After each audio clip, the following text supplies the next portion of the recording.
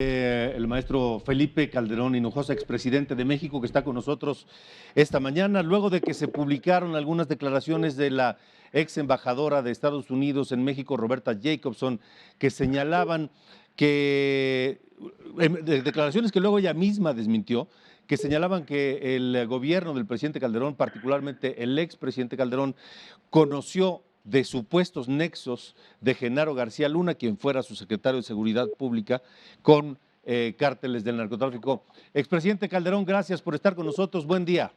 Al contrario, buenos días, Alejandro. De manera inmediata, con el medio más instantáneo para responder, el Twitter, ya hubo una serie de aclaraciones en este sentido, pero nos gustaría escucharlo de viva voz de Felipe Calderón. Sí, gracias, Alejandro. Efectivamente, en el reportaje que mencionas de Proceso, una entrevista a la ex embajadora, yo creo que de mala leche se inserta una frase que ni siquiera entrecomillan al menos, que es decir, se la atribuyen a ella, pero habrá que ver si la dice, que es: el gobierno de Felipe Calderón tenía en su poder la información sobre los nexos de García Luna con el narcotráfico. Eso es absolutamente falso. Falta a la verdad.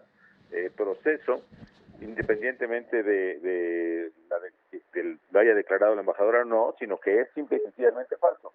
Luego la propia embajadora, en el reportaje de Proceso estoy hablando, habla de la información de la que ella está comentando y dice: teníamos información y escuchamos rumores, dice su texto, que en su mayoría no fueron confirmados, pero que provenían de fuentes de las que esperaba su oposición al secretario. Y esto es muy importante, Alejandro.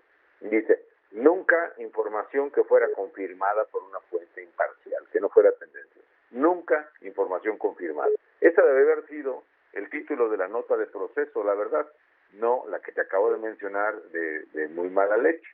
Y la verdad no solo era que no había información corroborada con evidencias, con fuentes verificables, etcétera, sino que además actuábamos en ese ambiente hasta donde daban las certezas, ¿no? Y por esa razón, tan es así que nosotros no la teníamos, y probablemente ahora poco el gobierno de Estados Unidos, que en el programa de Iniciativa Mérida, que la embajadora Jacobson encabezaba entonces, se dio un apoyo sustancial a la Secretaría de Seguridad Pública. Si hubieran tenido la certeza, incluso la sospecha de vínculos del secretario, pues ese apoyo de helicópteros, equipo de intervención telefónica, sistemas de software, redes de vínculos, etcétera, no se hubiera dado, ¿no? Ahora, la verdad es que había una comunicación muy estrecha, muy abierta. Yo creo que el nivel de cooperación en materia de seguridad, cuando menos, entre el gobierno de Estados Unidos y el gobierno de México, llegó realmente a su cúspide. Nunca se había alcanzado niveles de esa, no había precedentes en los niveles de cooperación, y todas las dependencias del gobierno de México, desde Relaciones Exteriores o la PGR hasta Marina, Sedena, la propia Policía Federal, todas tenían interlocución, estaban autorizadas para interactuar y tener interlocución con las agencias americanas, y eso incluso daba un margen de libertad y también de comunicación a los gobiernos, insisto, sin precedentes. Yo afirmo que si el gobierno de Estados Unidos hubiera tenido información procesable contra cualquier alto funcionario mexicano, esa información debiera haberse comunicado al gobierno a través de uno de los muy sólidos, muy robustos canales de comunicación pues que teníamos, ¿no? Y luego, como tú dices, la propia embajadora Jacobson ayer desmiente la afirmación que te digo que fue hecha de mala leche, y dice: déjeme ser clara de lo que dije y siempre he dicho acerca del anterior secretario García Luna. Uno, yo nunca vi ninguna información corroborada de involucramiento en tráfico de drogas. Y en un ambiente de muchos rumores, una siempre es cautelosa trabajando con funcionarios. Bueno, eso es la nota de ayer. Yo creo que está suficientemente clara y desmentida, incluso por la propia entrevistada, pero se enmarca, Alejandro, en una operación mediática, en la que sí es muy bueno este gobierno, para desviar la atención de algo muy grave, que son los casos de posible corrupción a través de asignaciones directas de material de salud a precios excesivos, 200 millones de pesos se otorgaron a León Bartlett, el hijo de Manuel Bartlett, un hombre con muchas influencias, por lo que sabemos, en este gobierno, en donde se ponen incluso el domicilio del propio Bartlett, del papá, en esos contratos, y que fue evidenciada por Mexicanos contra la Corrupción hace unos días y luego refrendada en otro artículo, precisamente el mismo fin de semana, de tu colega Carlos Loret. Entonces yo lo veo en ese marco, independientemente además de un desvío de atención, la preocupación, la inquietud, incertidumbre que genera en todos los mexicanos la situación de la epidemia que estamos sufriendo y el manejo, sobre todo, que de ella está haciendo el gobierno mexicano. Entonces, sería un intento, una cortina de humo, llamar la atención hacia otro lado, enfocar la cámara hacia otro lado para no darle atención al tema del hijo de Manuel Bartlett, que dicho sea de paso, en el pasado hubiera sido un gran escándalo esto, ¿no? Es un gran escándalo, sí, pero hábilmente este gobierno desvía la atención a la hora que tiene un problema. Obviamente el enemigo, el villano favorito, pues soy yo, y evidentemente que trata con eso, en este caso con un infundio a través de un medio cercano al gobierno, de golpearme y de desviar la atención, porque el debate es por qué, si este gobierno presume tanto de lucha contra la corrupción, por qué se asignan esos contratotes, ¿no? Que si los hubieran hecho en el gobierno mío, en el de Peña, pues ya estarían poniendo leña verde en el Zócalo, ¿no? Y efectivamente es un escándalo grande. Ahora, creo que el presidente acaba de mencionar algo en su conferencia, no lo he visto, pero en el sentido de que se va a investigar, etcétera. Ojalá se llegue hasta sus últimas consecuencias y al menos en ello haya congruencia y consistencia por parte del gobierno. Porque cuando menos se trata de un asunto de conflictos de intereses que el propio López Obrador prometió que en su gobierno no iba a ocurrir. Sí, y además ahí está pasando otra cosa delicada, Alejandro. Es entendible en la contingencia, además hay que decirlo, es posible que haya contratos de asignación directa, pero la verdad es que antes de la contingencia, los contratos no licitados, hechos a dedo, pues, por parte de este gobierno, ya rebasaban el 75% del total, ¿eh? O sea, este tema es sistémico, es del gobierno como tal, está convertido en una práctica la asignación directa, es una fuente de corrupción. No digo que todo contrato asignado directamente sea corrupto, pero sí es una fuente innegable de corrupción y tiene que ser corregido sistemáticamente, es decir, no es nada más la voluntad del presidente que se limpie, tiene que haber un sistema anticorrupción que quedó detenido en el sexenio pasado y que hoy está pues prácticamente muerto en el sexenio actual. Tiene que haber un esfuerzo sistémico institucional para combatir la corrupción.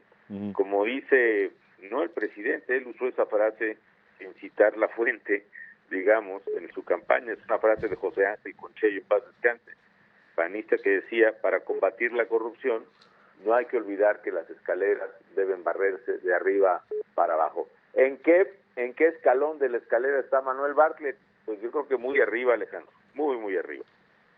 Extrañamente, y además defendido en múltiples ocasiones por el propio gobierno de López Obrador. Me llama mucho la atención que la Secretaría de la Función Pública no ha dicho una sola palabra de este asunto tampoco. No, claro, no solo eso, la Secretaria de la Función Pública, a la que le deseo un pronto restablecimiento, informó que tenía COVID, al contrario, ha defendido a Manuel Bartlett insistentemente. Su esposo, John Ackerman, lo entrevista y le da un trato de héroe nacional, etcétera, etcétera, ¿no? Es evidente. Hay una cosa muy clara, Alejandro, a este gobierno le obnubila, le oscurece la mente y la convicción la ideología. Está tan gobernado por prejuicios, es tan esclavo de sus prejuicios, que el discurso ramplón nacionalista de Bartlett hábilmente lo utiliza para cegarle al presidente quién es realmente él y qué está pasando a su alrededor. Y entonces este baño de pureza, que proviene no de los hechos, sino de las palabras lisonjeras y del nacionalismo ramplón, de mitos, de prejuicios, maniqueo que tiene este gobierno, divisivo de los mexicanos, confrontacional, pues le encanta al presidente y entonces no le permite ver lo que todos los mexicanos estamos viendo, ¿no? Alrededor de Manuel Bartlett, de su no declarada fortuna y de lo que pasa con su familia. Por cierto, Alejandro, es un debate viejo, pero en la declaración patrimonial de Manuel Bartlett se declara, la discusión era que se omite una fortuna enorme que también creo Mexicanos contra la Corrupción o alguien le encontró, sus pretextos de negarla diciendo que su esposa o su compañera no es su compañera sentimental, aunque tenga 20 años con ella, etcétera, pues fueron el ridículo de la lucha de la corrupción de este gobierno. Pero aún la fortuna declarada de Manuel Bartlett en su declaración patrimonial de casi alrededor de 50 millones de pesos no corresponde con los ingresos de un servidor público, no con alguien que ha sido secretario de Estado y luego gobernador y luego director de CP, no corresponde simplemente a Alejandro. Mira, yo fui secretario de Estado, diputado, presidente de la República y mi patrimonio al salir de la presidencia no llegaba ni a la tercera parte de lo que declaró Manuel Bartlett. Pues sí, muchas cosas que investigar, muchas cosas poco claras en torno del caso de Bartlett. Presidente, 2009, hace una década, la pandemia de la influenza, que pues se atendió y salimos de ella pues, relativamente rápido. Ahora es distinto, la del COVID es una pandemia que golpeó fuerte la economía mundial, por supuesto al mundo, la salud del mundo entero, pero ¿cómo la estamos atendiendo en México? Resulta que los números que da el gobierno, pues nadie los cree. Es que efectivamente ha hecho todo lo posible el gobierno por detonar la credibilidad de sus propias cifras. Primero, hablando del tema de salud, Alejandro, efectivamente la pandemia de COVID es mucho más grave por una razón fundamental, que todavía no hay una cura. Nosotros pudimos sortear la pandemia del H1N1 porque a la vuelta de 2 semanas se consolidó la información de que un medicamento que era el Tamivir, el Tamiflu, era efectivo en el tratamiento. Ahí creo que le dimos la vuelta. Aquí todavía no tenemos eso. Pero además, lo que hicimos en 2009 fue tener una política de el mayor número de pruebas posibles de la gente contagiada. El mayor número, que es exactamente la recomendación que hace la Organización Mundial de la Salud, tanto en 2009 como ahora, ¿no? Test, es lo que dice el director de la Organización de la Salud, y lo que hizo el gobierno desde febrero marzo es hacer el menor número de pruebas posibles. No se detectó, no se puso puntos de vigilancia en el aeropuerto, aun cuando todavía no teníamos ningún caso que sabríamos que vendría. Yo no creo, y en eso está bien el gobierno Gatell, de que no tiene sentido bloquear el tráfico, pero sí por lo menos detectar fiebre, casos sintomáticos, etcétera, etcétera, y hacer todos los test posibles, sobre todo al principio del contagio, porque eso le poncha la llanta, digamos, le reduce la velocidad del contagio. Aquí no se hizo nada, aquí se desacató la recomendación de la Organización Mundial de la Salud, se hicieron los menores test, el menor número de test posibles, la gente llegaba con síntomas y le decía, no, usted viajó a Italia, pues no, entonces no le hago su test, y eso provocó que se perdiera el control desde el principio, que se pudiera disparar muy rápido la enfermedad. Luego se alegó que eso no servía hacer pruebas, que ninguno como el método Centinela, muy mexicano. Sí. Efectivamente, cuando una enfermedad está muy dispersa o cuando hay muchos casos, pues la gripa misma, la influenza, por cierto, sí es válido hacer ejercicios muestrales.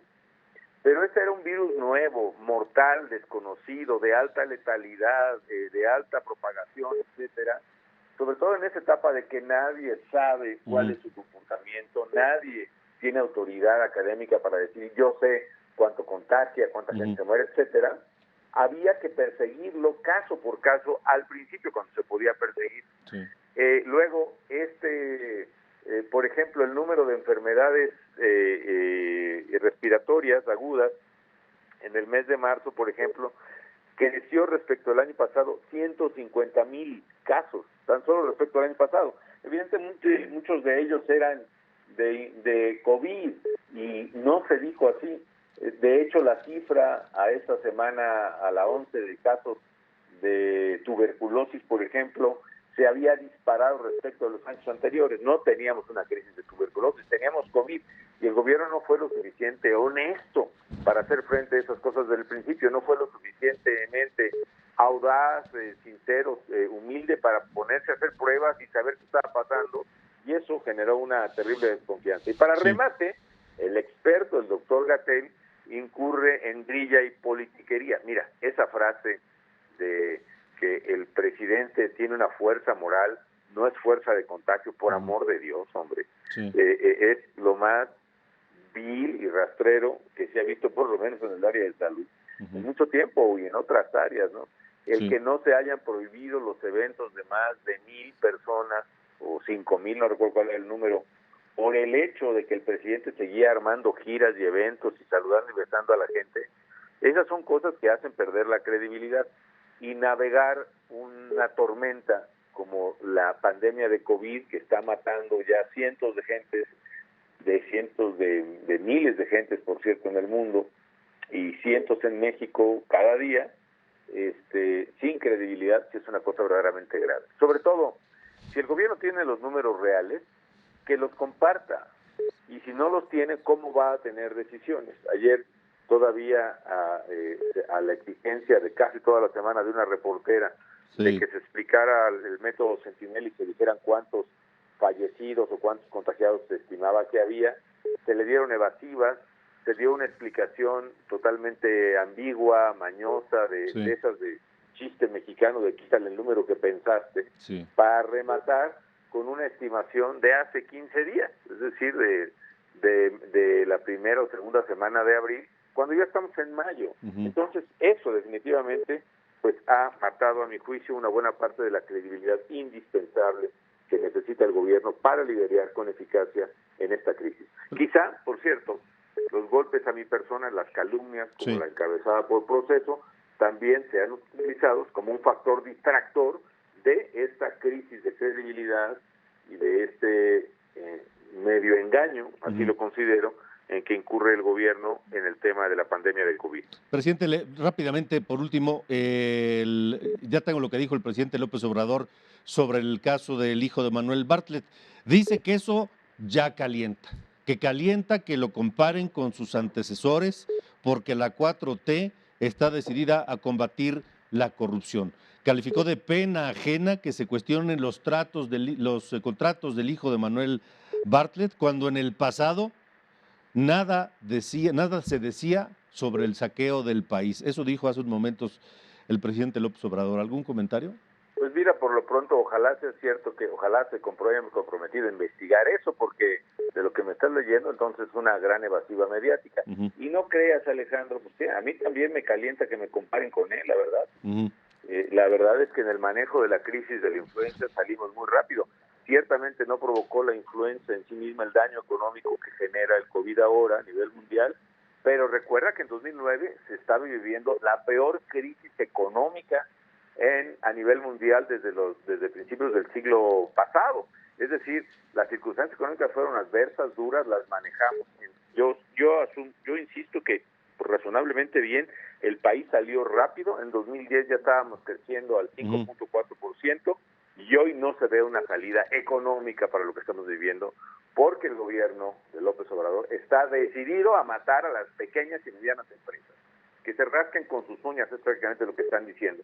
Porque, insisto, viven de prejuicios y de ideologías rancias que consideran por definición al empresario como alguien malo, como algo egoísta, cuando en realidad los empresarios de México son los que generan el 90% del empleo en México. Grandes, pequeños, medianos, ninguno va a tener, bueno, dicen que va a ganar unos préstamos a la palabra de 25,000 pesos, que para una empresa que genera 5 empleos es para el salario de un mes de los empleados o menos, y eso es para el salario de 3 de ellos. La verdad es que eso, al contrario, va a ser otra fuente de impago, de corrupción también brutal. Pero las empresas que son el grueso de los empleadores en México, las que, digamos, están entre 10 y 400 empleados, esos no van a tener ningún apoyo y ya deben estar tronando, porque ya se les obligó a pagar impuestos en plena pandemia, en marzo, porque se les sigue presionando para pagar el seguro social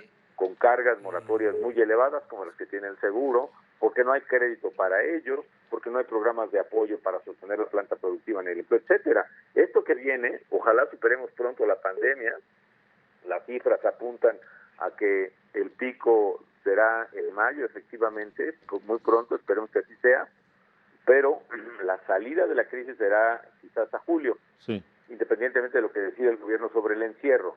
Pero la salida económica, Alejandro, yo honestamente no la veo. No son las políticas adecuadas en lo económico las que piensa aplicar el gobierno, y ojalá me equivoque. Pero esto va a causar un daño terrible al país. De acuerdo, presidente. Bueno, pues ahí le paso el dato. Lo están mencionando en este momento ahí en la conferencia de Palacio Nacional.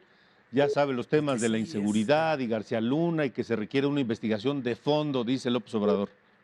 Pues que la haga, por supuesto, adelante. La verdad es que en temas de seguridad y eso debe investigarse muchísimas cosas, pero tampoco se vale montar afirmaciones, y menos desde la Presidencia de la República, basadas en información imprecisa o en calumnias abiertas, como la frase con la que inicia el reportaje de Proceso el día de ayer. Así es.